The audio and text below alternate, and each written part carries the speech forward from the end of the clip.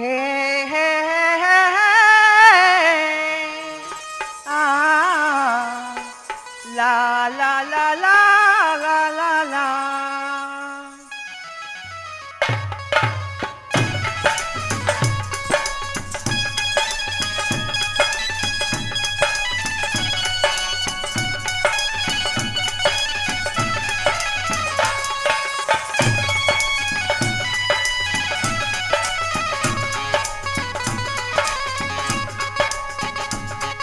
लगा लिया मैंने तुमसे प्यार करके, तुमसे प्यार करके, तुमसे प्यार करके। गिरा लिया मैंने तुमसे प्यार करके, इकरार करके, इकरार करके।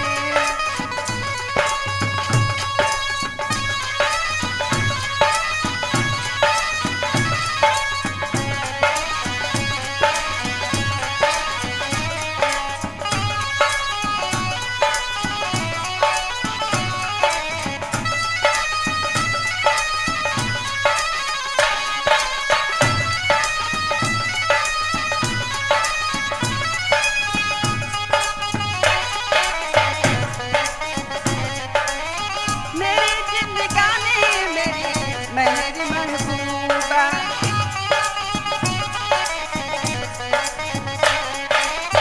मेरी जिंदगानी, मेरी मेरी महबूबा, तेरी भोली आंखों में दिल मेरा डूबा। गिरा लिया मैंने तुमसे प्यार करके, इकरार करके, इकरार करके।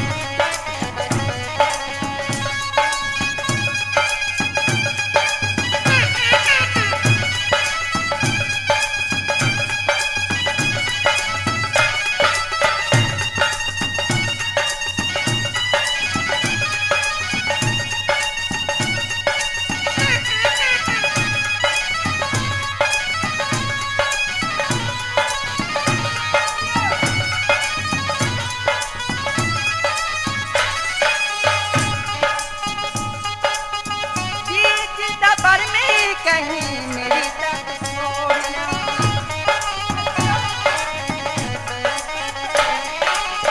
तुझे का कसम है मेरी नहीं दिल छोड़ना।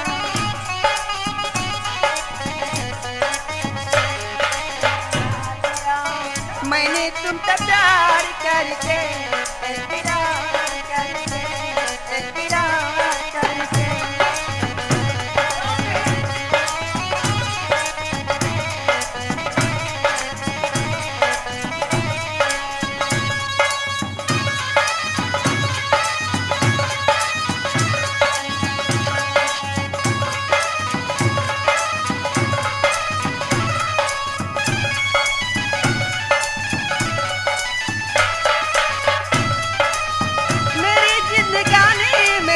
माही मेरी ढोलना कहीं सुन लेगा जरा,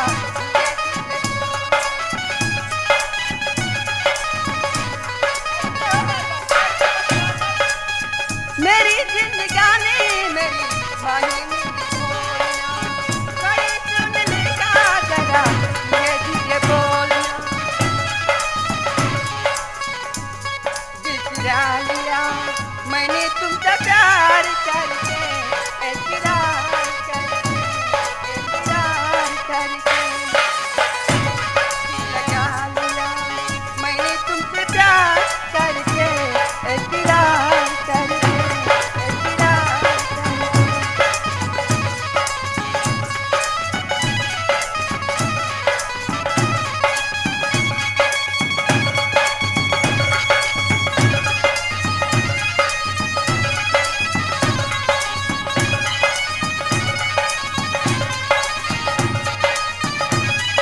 लगा लिया मैंने तुमसे प्यार करके, इकरार करके, तुमसे प्यार करके, तुमसे प्यार करके,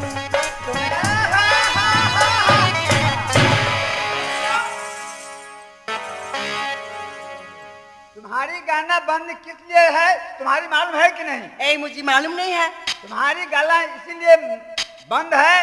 तुम कितने देर में कितने गाना गाई है सो पहले कहो हमको।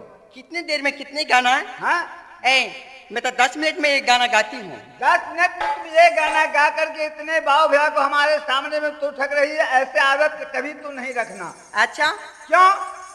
तुम 10 मिनट में ये गाना गाई है, लेकिन तुम्हारी मालूम होना चाहिए कि मैं 1 मिनट के अंदर अंदर में सैकड़ों गाना गाऊंगा।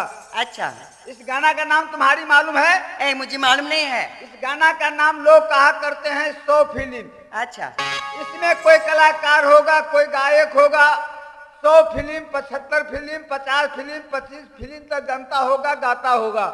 लेकिन मैं 100 फिल्म का एक ही फिनाट बना के रखा हूं। अच्छा, तो तुम गाना जानते हो क्या? हाँ, तुम ध्यान से सुनो। अच्छा, मेरा मन डोले, तेरा तन डोले, मेरा दिल का गया करार रे।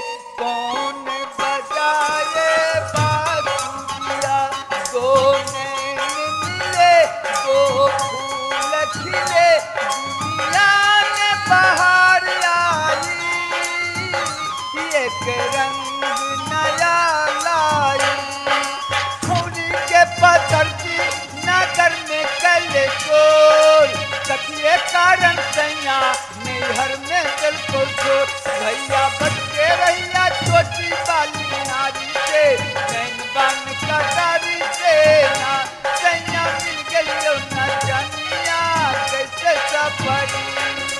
लहर में जो सही गेले कोसी के ओर, भैया भौजी छोड़ के हमरा गेले कौन ओर। चला के चल धरैया गंगा या सिलान के, पहले मिल तो दर्शन बरौनी आगे सुमरिया घाट। लड़ाई दियो रखिया ये लौंडे राजा, लड़ाई दियो रखिया ये लौंडे राजा।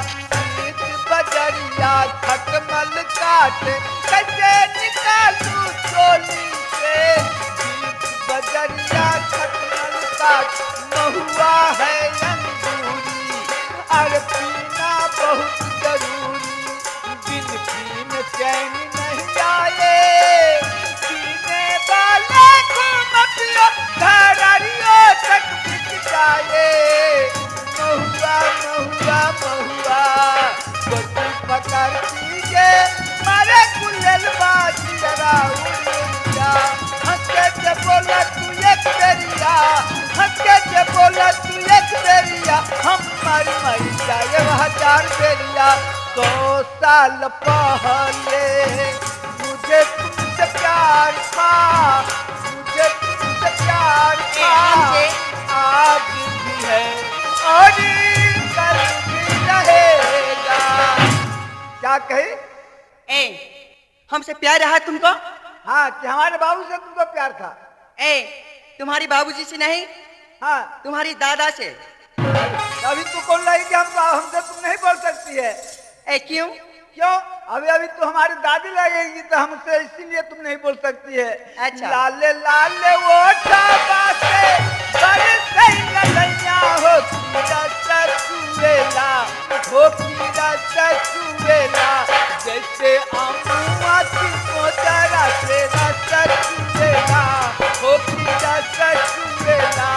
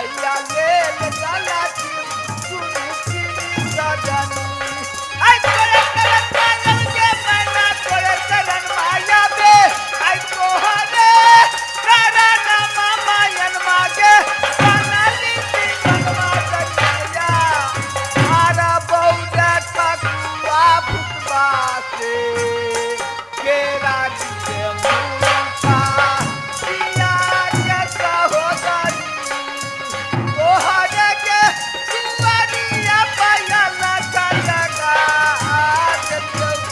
हाय हाय कहा देखा गलियै कहो न देखलियै मुन्ही कचरी किनके धरे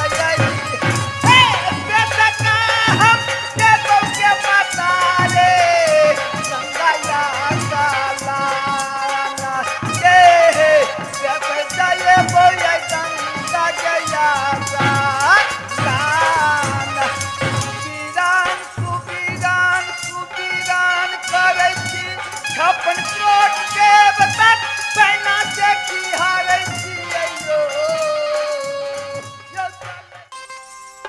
बेटा इंदल आ मेरी लाल प्रणाम माँ सीधी रहो मेरी लाल आज मैं अलग होकर के ही रहूंगी क्योंकि और डायन को मैं मुख नहीं देखूंगी और वो बदमाश है वो गुंडा है वो छोकरा दुश्मन को मैं मुख देखना नहीं चाहती हूँ मैं अकेली खाना बनाती हूँ अब तुम खाओ स्वामी जी को खिलाऊंगी मैं खाऊंगी किसी को खाने नहीं दूंगी नैना वाली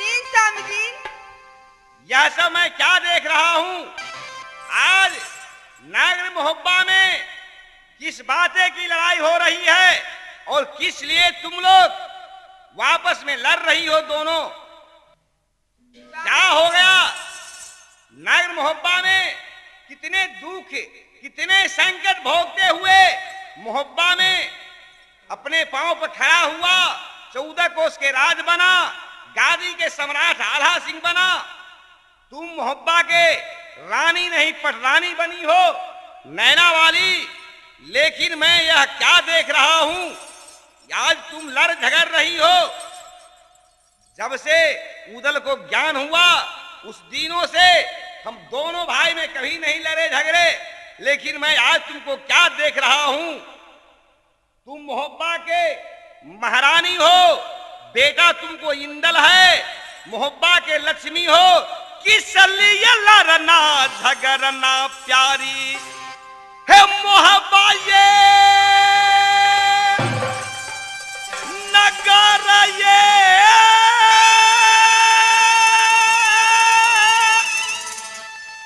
है नैना है गाधबा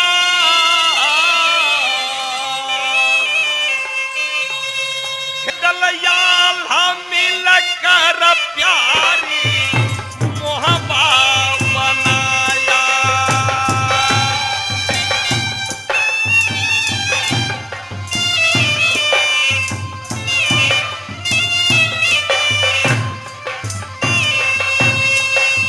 रानिया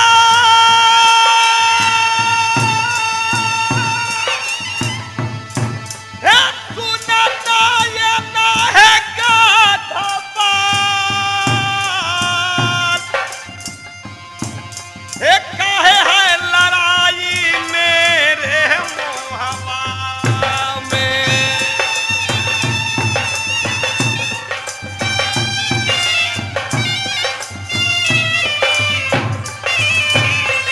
प्यारी है दौलत के वह सुनाई हे कहा तो चल प्यारी मेरे मोहब्बा में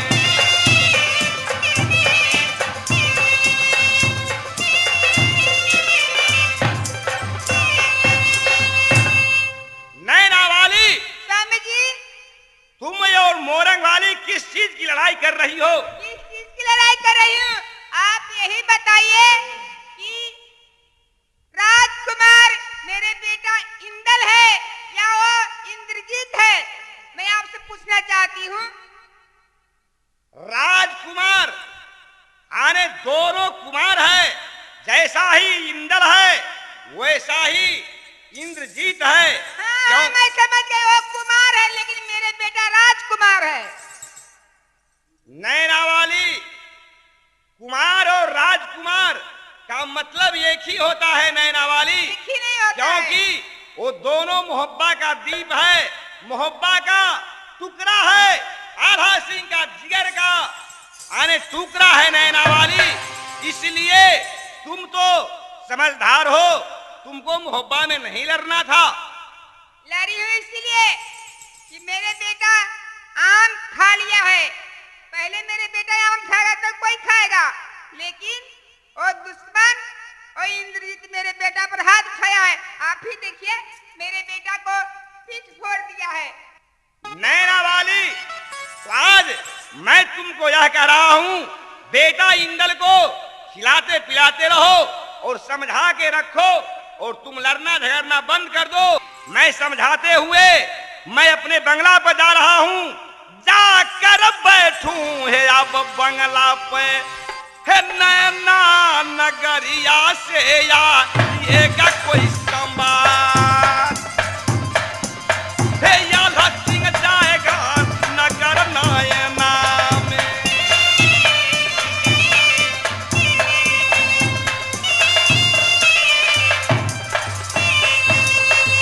भैया हो याला बंगला के ये पास, हो या जरमाना ये सुंदर महल से।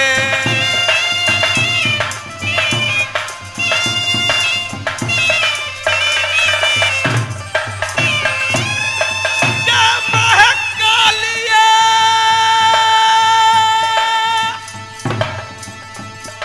जय माता तांत्रिका,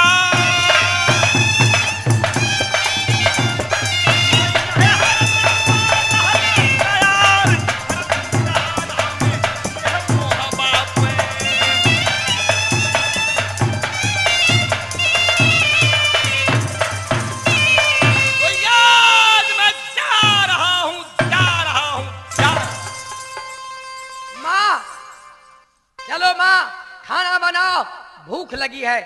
ठीक है बेटा, मैं तो यही सोची हूँ, मैं नहीं लड़ूंगी झगड़ूंगी, लेकिन वो जो है डाइन, वो कुछ बोलेगी तो मैं बर्दाश्त नहीं करूंगी, है ना बेटा?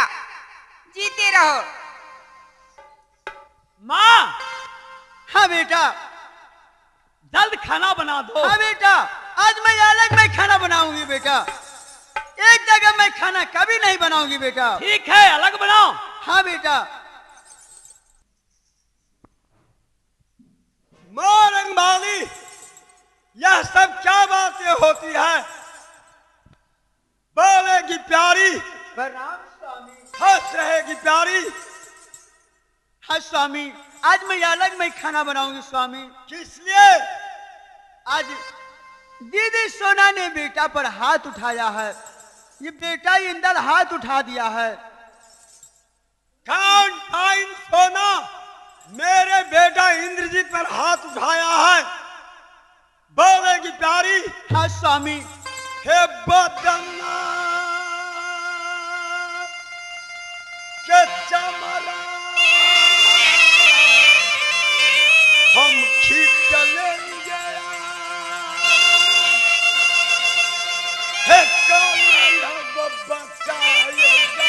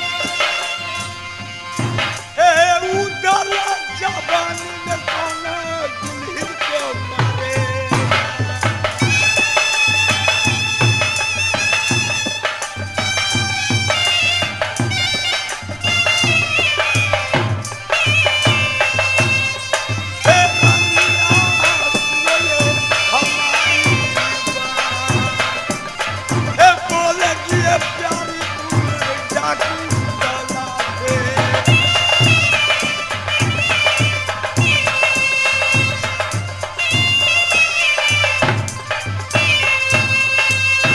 मोरंग वाली स्वामी बात है क्या हुई है? बात यही है स्वामी, अब ये कहिए, अब जो बगीचा लगा है आपको बगीचा में हिस्सा है कि नहीं है?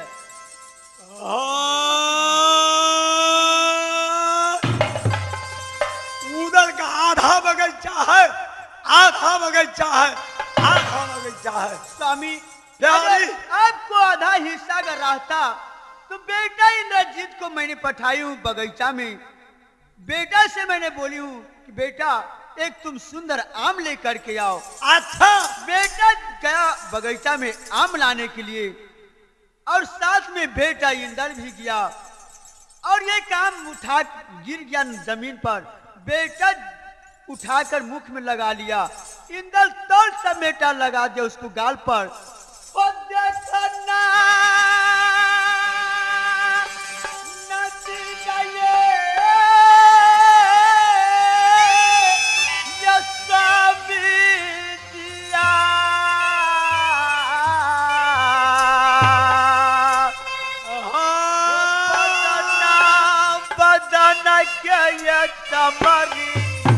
बबुआ को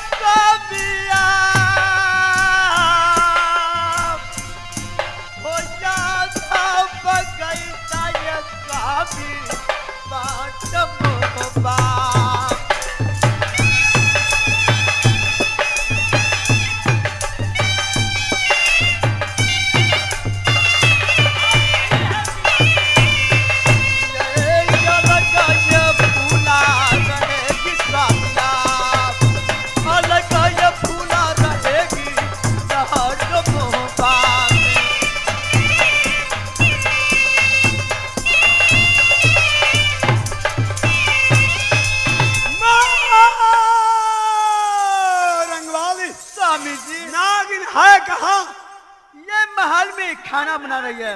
हे जल्दा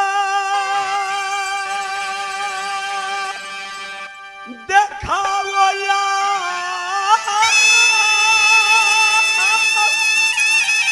हे नागिन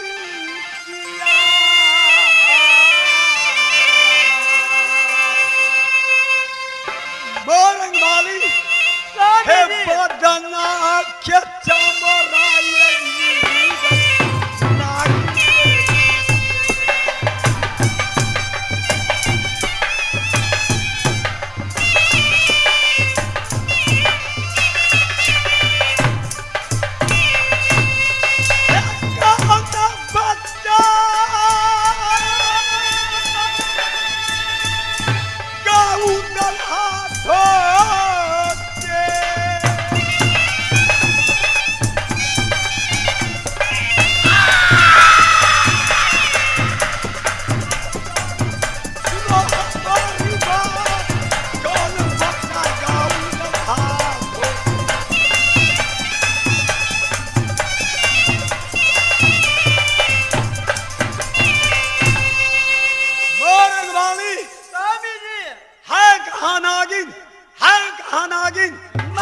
खाना बना रही है।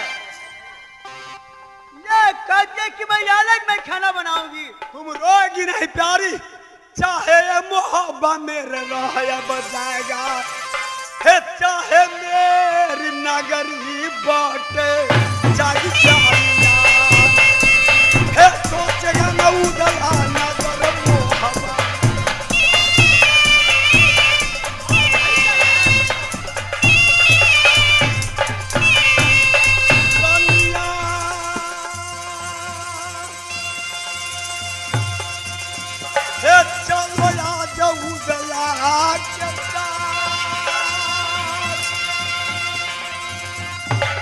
जाकर मिलेगा डाकू जब